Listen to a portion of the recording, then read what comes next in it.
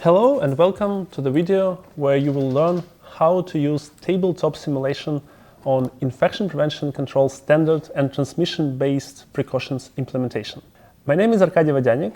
I am Technical Officer on Infection Prevention Control and Antimicrobial Resistance in World Health Organization Country Office in Ukraine and developer of this tabletop simulation. The main aim of the simulation is to improve knowledge and skills on how to implement standard and transmission-based precautions at healthcare facility. This simulation can be used as awareness-raising tool for public health professionals, hospital administration, healthcare providers on infection prevention and control standard and transmission-based precautions. This simulation can be also used as a tool for the trainings on standard and transmission-based precautions. But also, this simulation can be used for planning on infection prevention control program at healthcare facility and also as a preparedness, readiness and response tool for healthcare associated infections outbreaks. To be able to use tabletop simulation, you need to have a set that was developed in WHO country office in Ukraine. Limited number of copies in English and Ukrainian are available and can be delivered to users upon their request. So let's have a look what is inside this set. So each set consists of facilitation manual where you read all instructions on how to use this simulation. Calculation tables that will be very helpful when you will run the simulations. Number of cubes that will be used for simulations, hospital beds, and number of cards.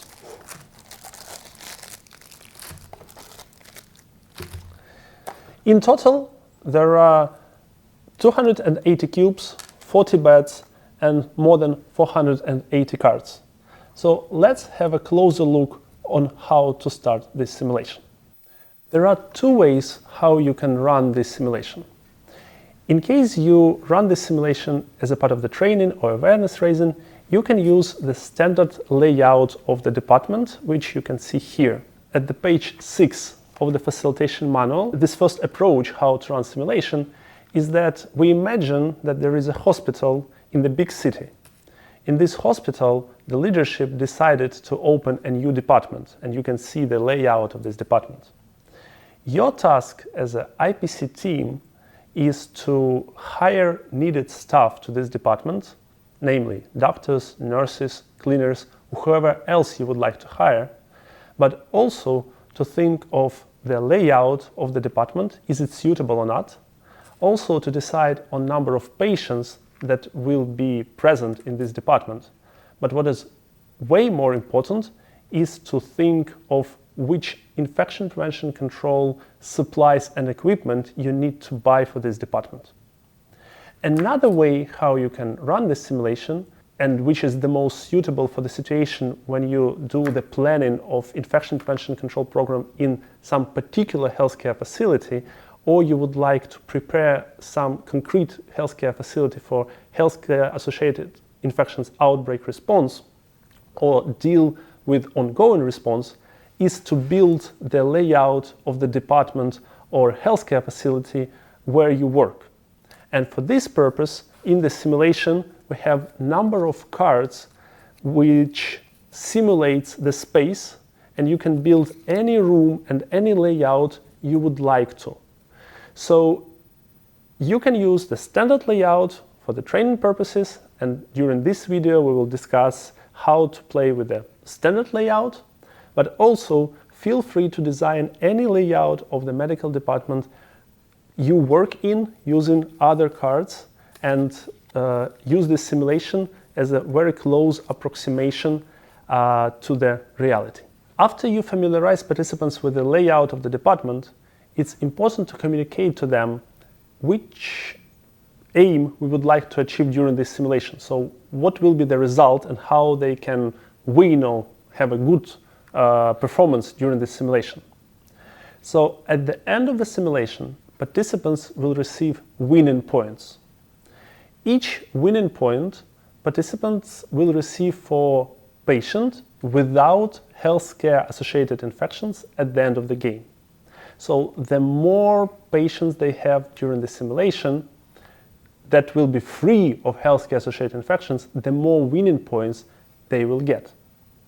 Another source of the winning points are number of credits in your bank. At the beginning of the game, participants will have 1,500 credits. They will have some extra credits from the patients during the simulation, and at the end of the simulation, the number of credits will be calculated. For each 100 credits in the bank, participants will receive 1 winning point. We will review how to calculate winning points at the end of the simulation at the end of this video. As soon as you did a standard layout and you would like to start the simulation with the participants, it's good to provide the short description of the simulation to the participants, which is stated on page 3 of facilitation manual. I will read it out loud. So the management of a hospital N in a city B with a population of 1 million people decided to open a new department. Department and hospital are fully equipped with medication, equipment for diagnosis and treatment. However, almost all supplies and equipment for the infection prevention and control program are missing.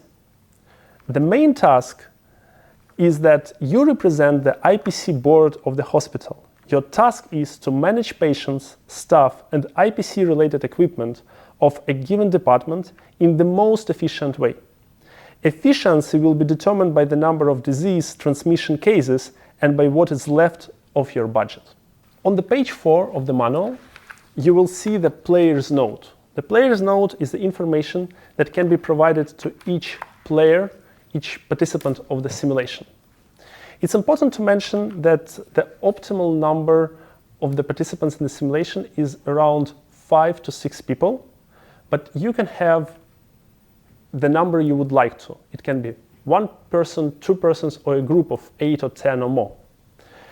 The bigger the group, it's harder to involve everyone in the decision making and conversation, so you might lose some of the interaction during the training. And if it is too small of a group, it's more the knowledge of a concrete person rather than the consensus decision of a group. So in the player's note and also in the facilitator's note that is on page 7, you will find the detailed steps on how to start the simulation, and let's go through the steps together. The first you should do is to familiarize the participants with the layout of the standard department, or if you build the department of concrete hospital, also to give the brief overview of this department. So let's have a look here on how our standard department look like. So you can see here that we have 2 entrances to the department, entrance 1 and entrance 2. We have number of rooms in the department. You can see the small room here, and here on the side you will see the numbers which tell you the size of the room. It's very important, and you will see why further. You see that the size of this room is 4 meters to 3 meters, in total 12 square meters. Also, you can see here that on top of the room there is a card which called toilet.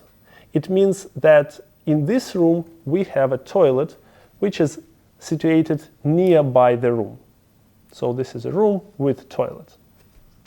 Then you can see the bigger room here, and you see that the size of this part of the room is 3 meters, so the total size is 6 meters to 4 meters, so the total size of the room is 24 square meters.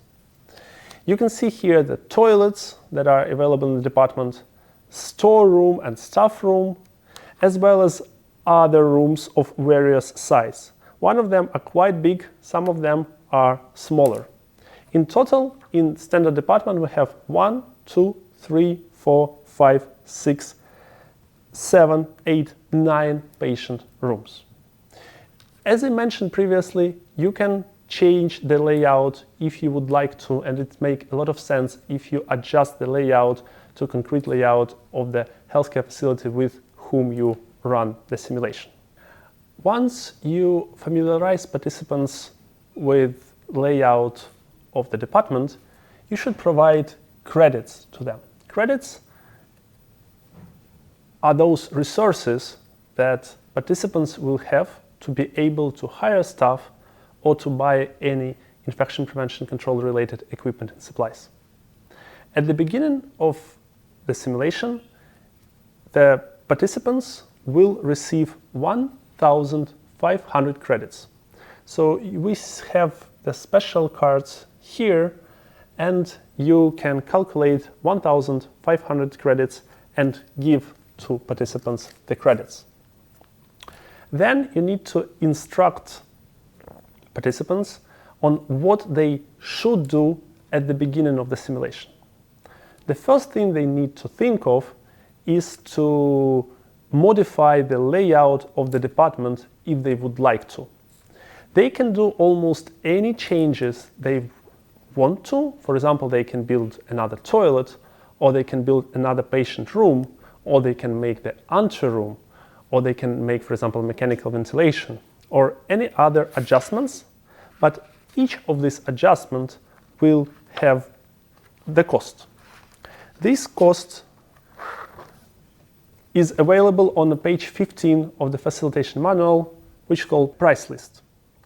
For example, to build an anteroom, it will cost you 50 credits. So participants can decide that they would like to build the anteroom, and they need to communicate to you that we would like to have the anteroom at the entrances to the department. Then you need to communicate the price to them. So this will cost 50 credits. If they agree as a group that this is a reasonable investment, they can buy the anteroom by paying you 50 credits. Let's imagine that participants decided to do 2 anterooms and they give you 100 credits. So you take these 100 credits and you provide them 2 cards of the anteroom, which will be placed at those places that they would like to.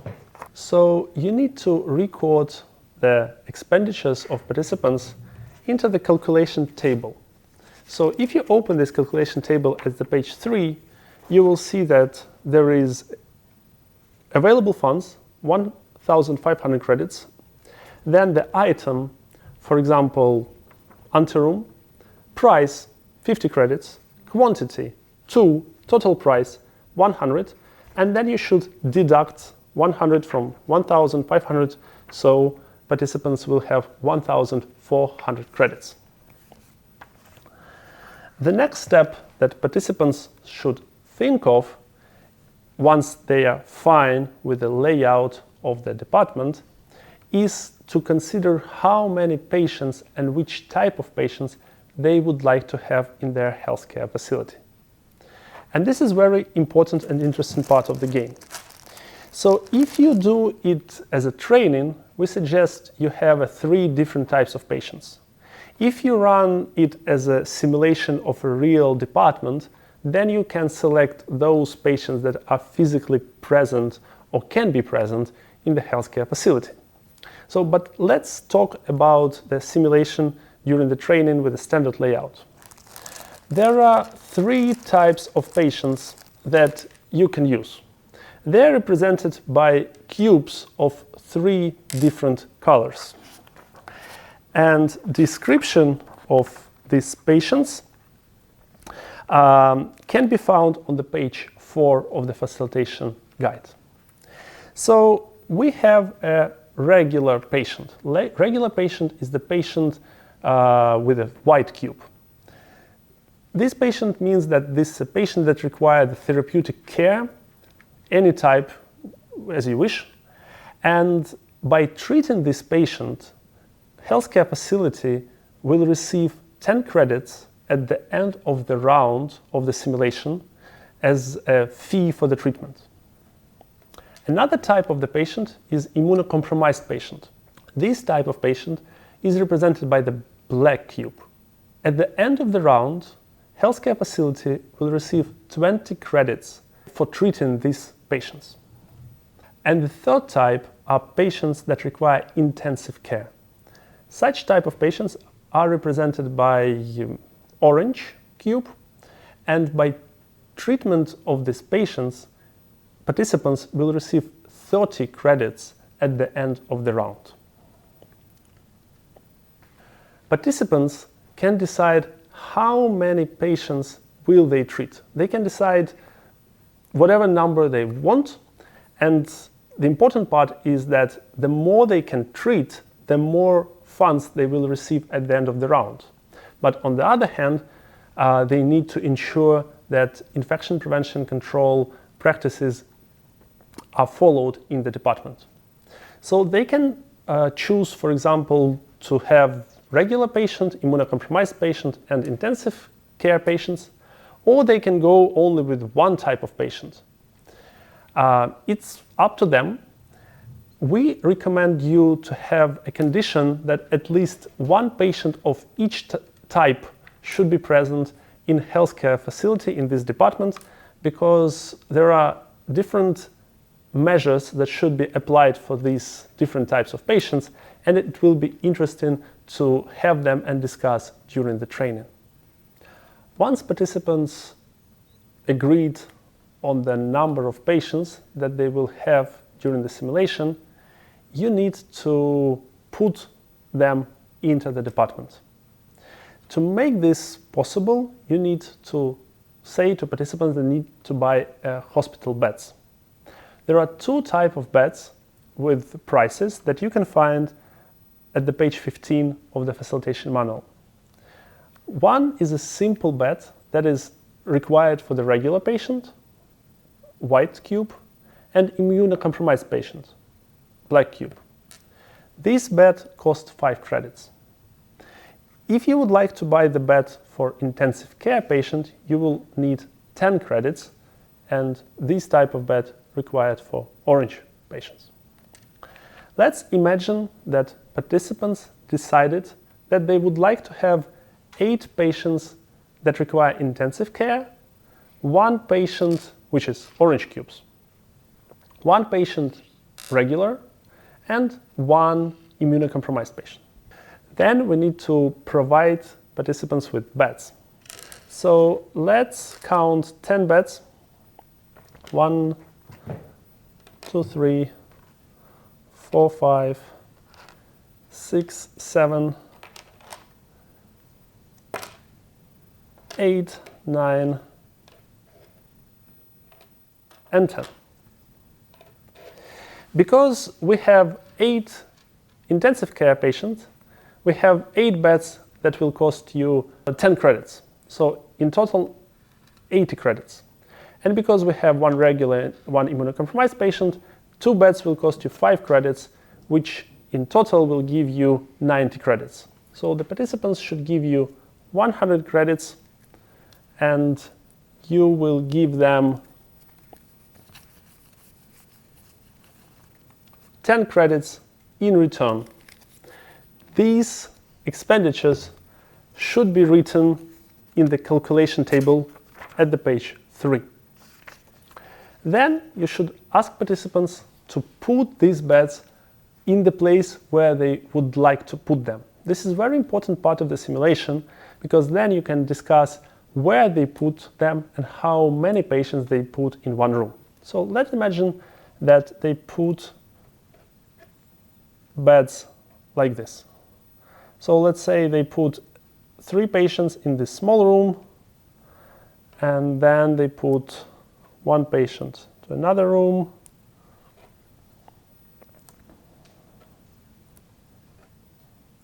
and 1 room is empty. Then you need to put patients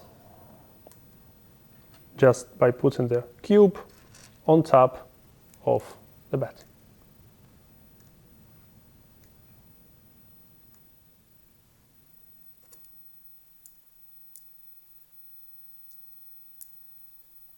Once participants decided on the number of patients, they need to decide on number of staff that will work in this department. In this simulation, we have IPC specialists, doctors, also we have nurses, we have cleaners, and you will be able to find the empty cards, so you can use these cards if you need to have some other specialists that we do not have special cards. You can see at the card that there is a free space over here. This free space is designed for you to put the number of doctors they would like to hire during the simulation. So, for example, they decided they need to have 3 doctors to work in this department. So you can put the number 3 to the card and then put this card into the staff room by putting the card below the staff room, so you can see only the name of the card, doctor and 3. For example, they decided to have 5 nurses in this department. So you can put 5 and put the nurses as well here. Each of the staff member should receive salaries, and you can find these salaries at the page 15 of the simulation, and you should deduct the salary of this staff from the budget that participants have and put these calculations into the calculation table. After participants hire the staff, they need to do the final preparations for the round, which is procurement of IPC supplies and equipment.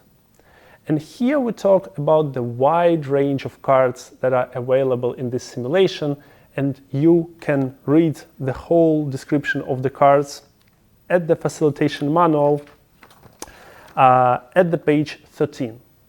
So participants need to buy personal protective equipment, they need to buy waste management equipment, cleaning equipment, hand hygiene equipment, linen management equipment, and other equipment that is absolutely necessary to implement standard and transmission-based precautions.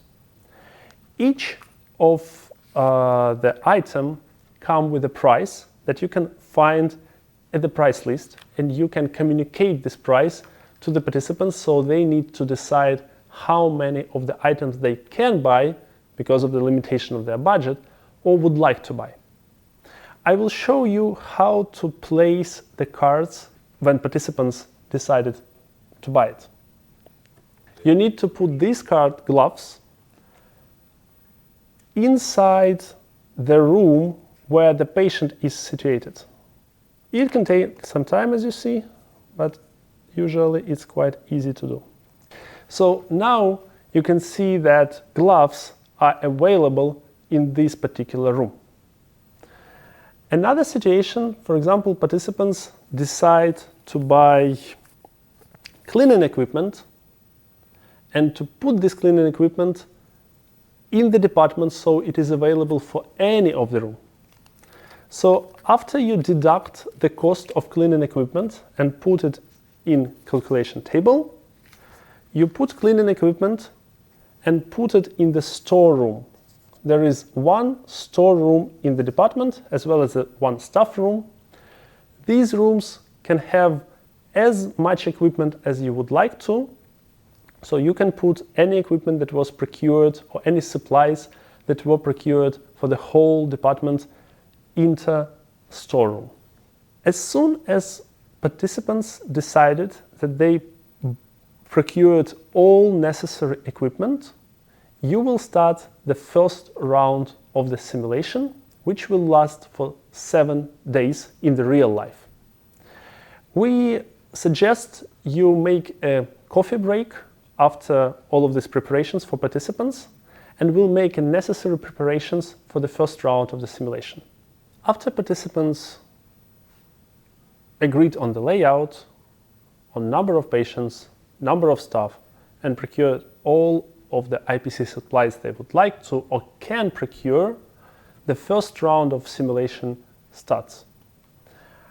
This round lasts, as I mentioned previously, 7 days, which in normal life, during the simulation, it will be like a coffee break, 10-15 minutes break.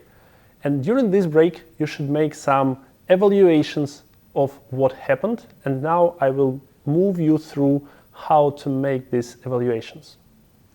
So for this, you need to use calculation tables for facilitator, which are on the page 17 of the facilitation manual, or there is a copy in the calculation tables.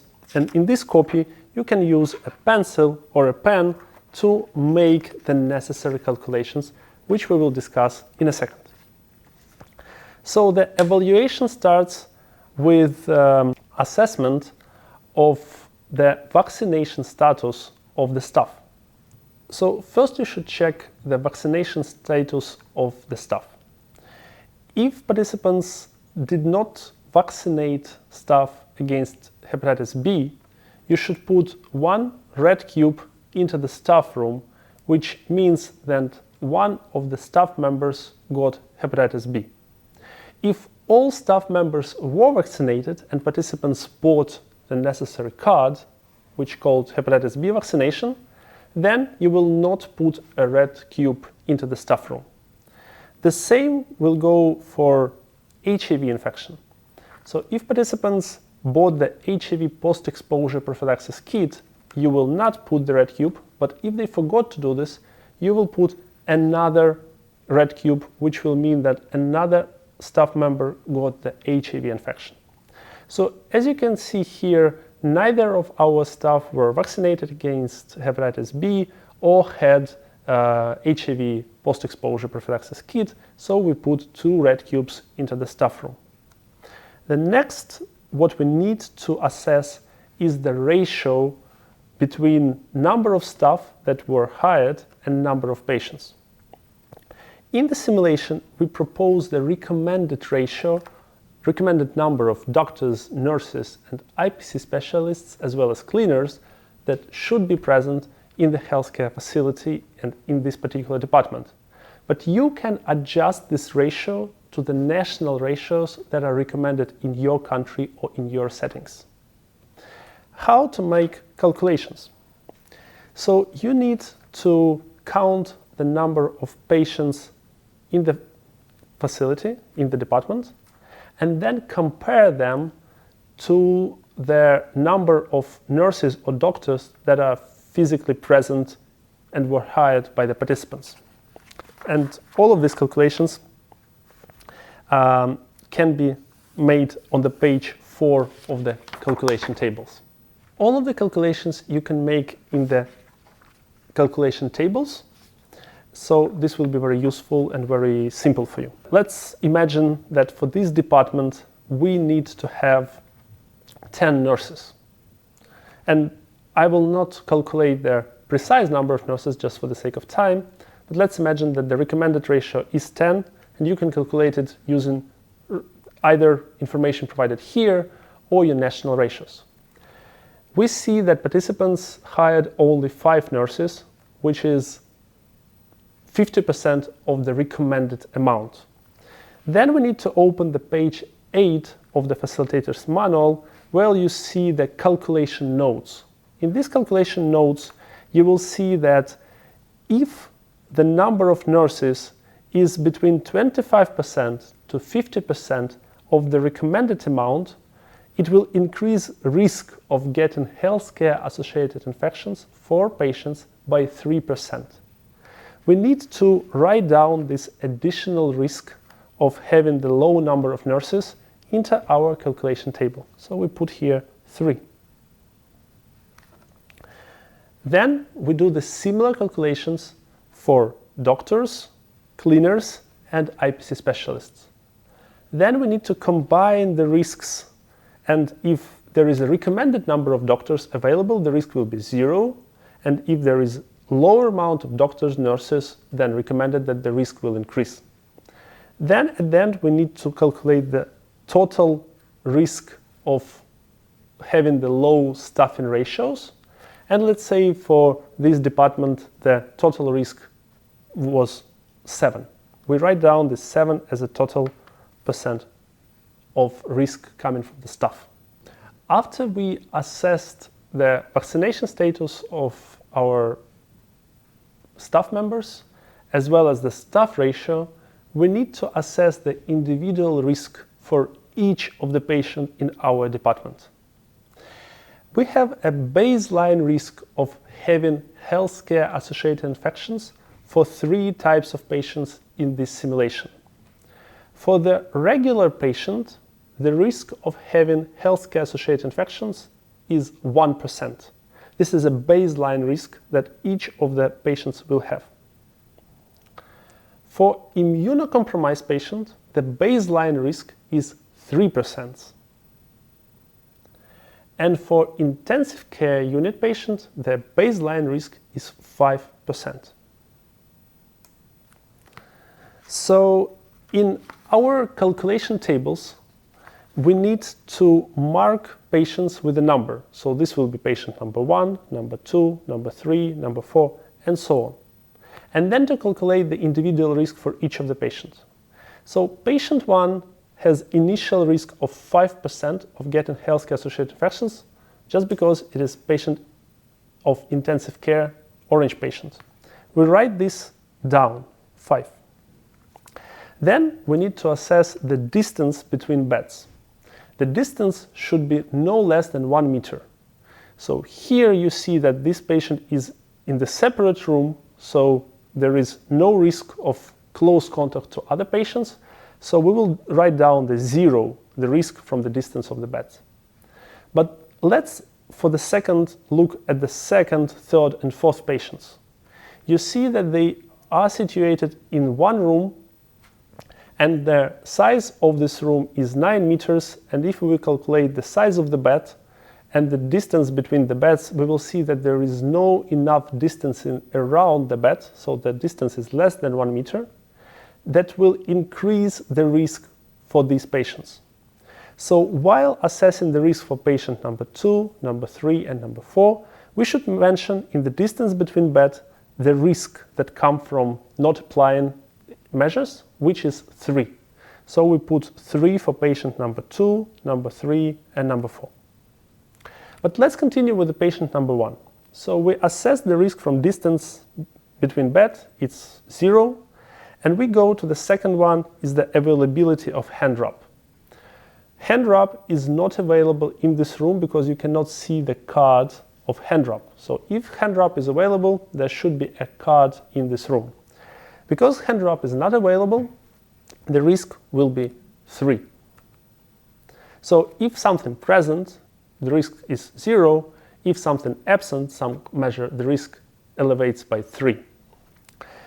The third one is availability of toilets for the ratio 1 toilet per 20 patients. We can see here that there are 2 toilets available for the department and 1 toilet for this room, and the ratio is good, so the risk from this is 0. Then the availability of the cleaning equipment, and we can see here that the cleaning equipment is present, so we put 0. Availability of waste management. We can see here that there is no waste management equipment, so we put risk 3. The next one, availability of linen management. And we do not see the linen management here, so we put 3. Availability of gloves and other PPE at the department. We cannot see this, so the risk will be 3. Also, there are specific conditions for the immunocompromised patients that you will see in the calculation tables, which are about mechanical ventilation.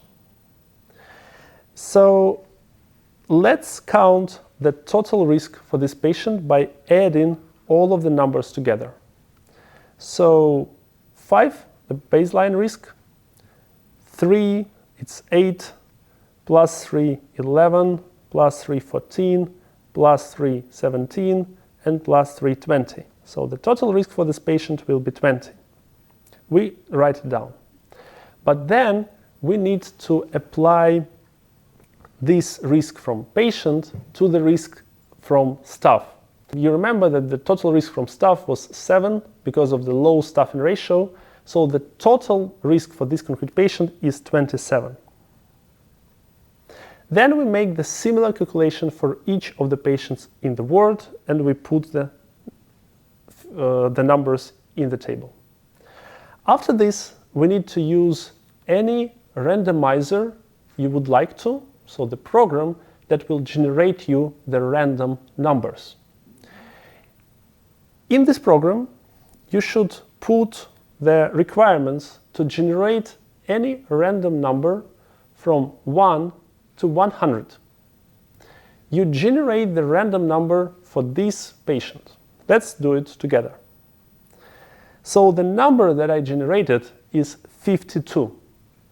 So then we compare this number with the risk for this concrete patient. We calculate that the risk for this patient is 27% and receive that 52. So if we got the number below 27, any number from 1 to 27, it means that this patient got the healthcare associated infection. If the number is more than 27 for this particular patient, it means that this patient is free of healthcare associated infections. As we have 52, it means that this patient is free from healthcare associated infections. Then we apply these random numbers for each of the patient and compare the random number with the risk. So as you see that participants, they cannot influence the randomness of the disease, but they influence the risk and make this risk as low as possible. Let's imagine that for this patient, the random number is below the risk level, and this patient got the healthcare associated infections. We need to substitute this patient with a red cube and put it on top. As a preparation for the second round, you also need to put 3 additional patients to the simulation. Or better to say, to substitute existing patients with 3 new conditions. The first condition is tuberculosis. So during the treatment of the patient during first week, it was diagnosed that one of the patients has tuberculosis. So what you need to do is to put the blue cube, which symbolizes tuberculosis, together with the cube that is not infected with the healthcare-associated infections, and you can select it randomly. So let's imagine that this patient was diagnosed with tuberculosis. Another cube is flu. So another patient was diagnosed with the flu, seasonal influenza, so you need to put it near the patient. And the last one is a patient that was diagnosed with a resistant microorganism, for example, methicillin-resistant Staphylococcus aureus, and you put the yellow cube near the patient. So these 3 patients and these 3 conditions are very important for us to see how participants will apply contact, droplet, and contact precautions during the second and third round of the simulation. The last step, you should calculate the income that participants will get after first round. For this, you should remember that for each patient in intensive care, you will receive 30 credits, for each patient that is immunocompromised 20 credits, and for each patient that is regular patient 10 credits. And you will not receive funds for those patients that have healthcare-associated infections. So let's calculate the total income together. 30 credits plus 30 is 60, plus 30 is 90, plus 30 is 120. This you do not receive an income. This 150, 180, 210, 220, 240. So the total income is 240 credits, but participants should also receive a penalty for having 2 members of staff sick with infections. So you should deduct 100 credits for each of the red cube here in the staff room. Because there are 2 cubes here, we deduct 200 credits, and the total income for the participants is 40 credits. When participants gather together to start the second round of the simulation, you should explain to them what happened. First of all, to congratulate them that they received 40 extra credits. These 40 extra credits should be reflected in the calculation table. After round 1, you should put plus 40 credits. So those bank that participants will have. But also you should inform them that they have infection, HIV and hepatitis B among their staff, about that this patient has healthcare-associated infections, and you can think of any healthcare-associated infections you would like to. It can be, for example, a catheter-associated infection of urinary tract, or, for example, catheter-associated infections of bloodstream. And you also need to inform that this patient was diagnosed with tuberculosis, this one with flu, and this one with methicillin-resistant Staphylococcus aureus. Then you ask participants to make any adjustments or procure any additional supplies that they need to handle this situation. What they can do is to discharge patients without any infections if they would like to. For example, I don't want to have this patient anymore in my department because I need this room. I can take this patient out and this patient will not participate in this simulation anymore. But I cannot discharge patients that either have tuberculosis, flu, or methicillin-resistant Staphylococcus aureus, or that have healthcare-associated infections. They need to stay in the simulation by the end of the simulation. So participants might want to move this patient from this room to another room, and they're absolutely free to do so. Or they also can move patients to another rooms, or they can buy any other supplies they would like to, like, for example, gloves to a specific room. After participants did all necessary adjustments, you will say to them that the second round is over and will make some additional calculations. Let's have a look how you will do it. The evaluation of the second round starts the same as for the first round. You see the vaccination status of our staff, but here you look not only on hepatitis B and HIV, post-exposure prophylaxis, but also on the flu vaccination, because now we have flu in the department, but also availability of respirators to protect staff from tuberculosis. Flu vaccination is not available. You should put a green cube into the staff room, which means that one member of the staff got flu. If respirators are not available for the staff, you should put one blue cube, which means that one of the members of staff got tuberculosis. Then you check the risk from the staff ratio, and if there were any changes, so the participants hire extra nurses or doctors, you should reflect it. If there is no changes, the risk from the staff ratio will remain the same. And then you calculate individual risk for each of the patients. But here you will evaluate not only the risk from applying of the standard precautions, but also risk of applying of transmission-based precautions. You should know that for tuberculosis, airborne precautions should be applied. So here in the calculation tables, you find a page with the airborne precautions. And look at this patient. So first of all, this patient should be isolated in the single room. It is done, so we put the risk 0. Then mechanical ventilation should be present in this room.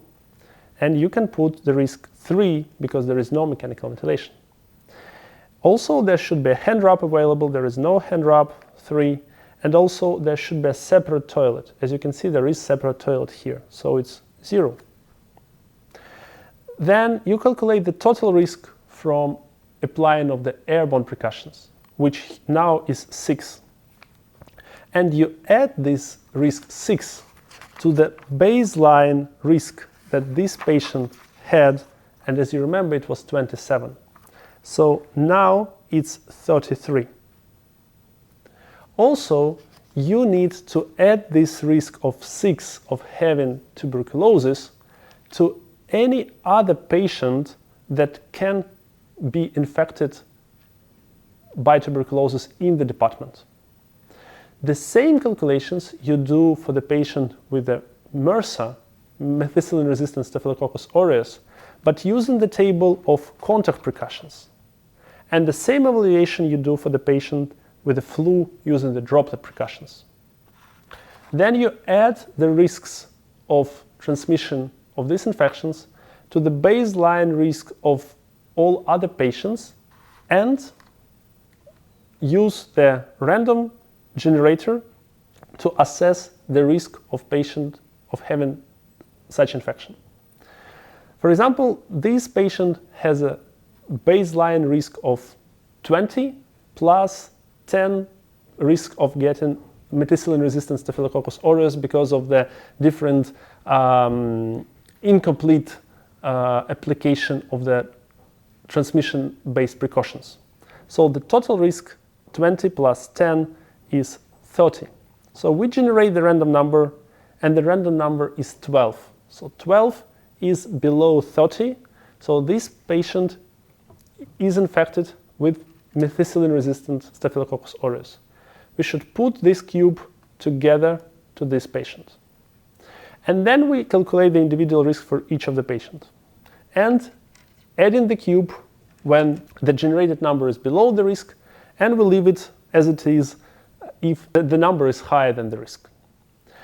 After we calculate the income, so we calculate the funds for each patient that is not infected with healthcare-associated infections, and now methicillin-resistant Staph aureus counts like healthcare-associated infections for this patient. And then we need to deduct funds from participants in case any of the staff was infected. Then you invite all of the participants to the table. You tell them how many credits they received, and this should be recorded. And then you say where infection spread, and you start the third round of simulation. During the third round of simulation, you ask participants to make any final adjustments they would like to do. And here I would like to give you some advice on how to facilitate this game for those people who are experts in infection prevention and control, and those who play this simulation more for awareness.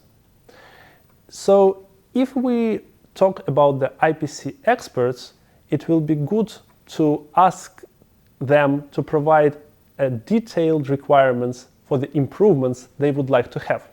For example, if they would like to have a mechanical ventilation, you can ask them how many air exchanges per hour you would like to have and what pressure you would like to have in this room. And only after answering all of these questions, you can provide them a mechanical ventilation card after they will pay you the necessary amount of credits. If it is people who do not have a deep knowledge of infection prevention and control, you might want to provide some advice to them on what they are missing and what they need to buy additionally. So it's really up to facilitator of the number of the details or complexity of the game you would like to have.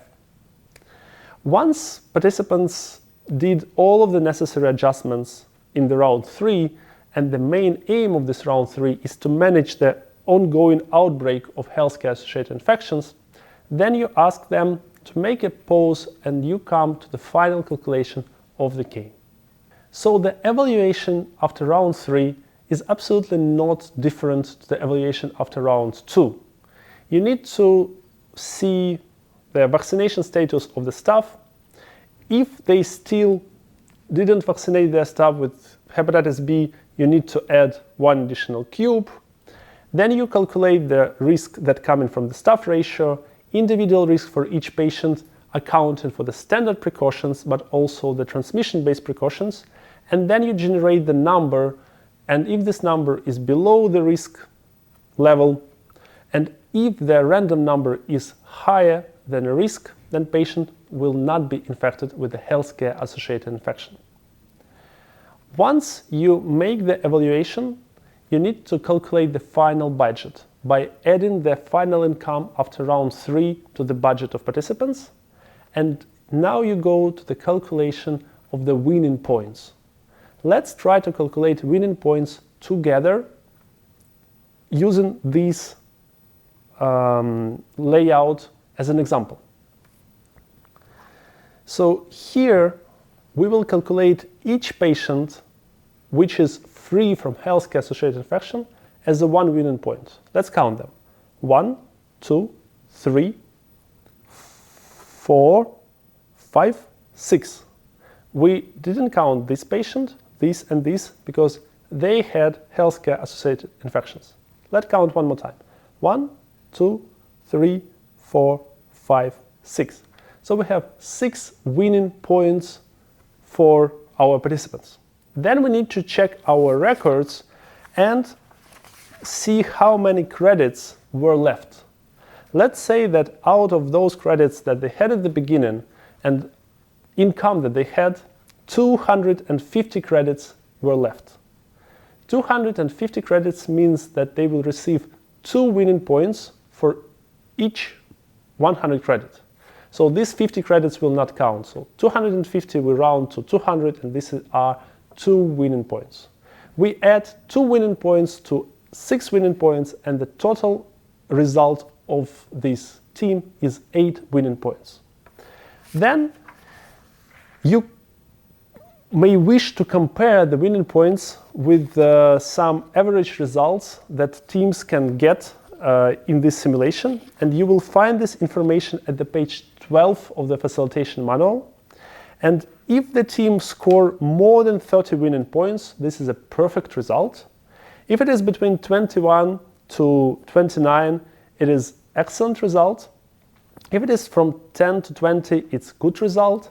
And if it is below 10, it's actually a fail. And these calculations were done based on the average performance of teams during the testing of the simulation. But the final result is not such important thing as knowledge and skills that participants will get from this simulation. It is very important to secure enough time to make the debriefing for participants and tell them what happened during these rounds and why participants got the healthcare-associated infections. So what were the mistakes and what was done good. First round of the simulation is a round about application of the standard precautions.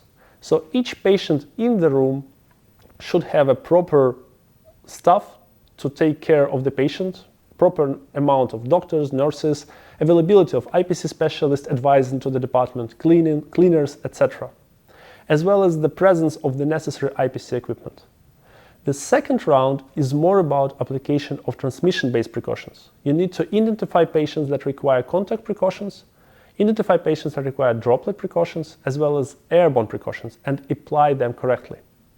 And the third round is more about the management of the outbreak of healthcare-associated infections, because by round 3, you most probably will have several patients infected by various types of healthcare-associated infections, and you need to deal with them by cohorting them, isolating them, or moving them around the department. The last thing is that this simulation allows you to do whatever you want and to simulate the situation regardless of the context. So feel free to put the beds in the corridors of the department if you need to. Change the amount of patients, change the amount of staff, and make it as useful as possible for the participants for the learning objectives that you will have. So hope you enjoy this video and will enjoy this simulation.